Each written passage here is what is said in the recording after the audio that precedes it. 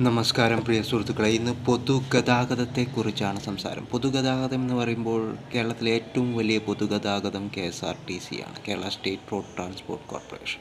1937 ഇത് സ്ഥാപിതമായത്. 1938 ഇത് റൺ ചെയ്തത്, അതായത് ഓടാൻ തുടങ്ങിയത്.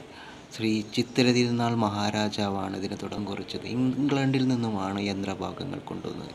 KSRTC എന്നതുകൊണ്ട് ഉദ്ദേശിക്കുന്നത് ജനങ്ങൾക്കെല്ലാം അനായാസം സഞ്ചരിക്കാം.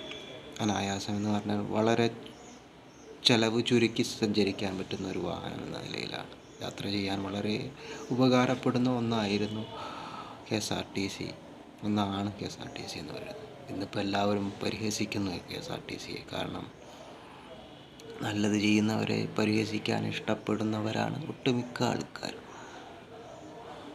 നന്ദി, നമസ്കാരം.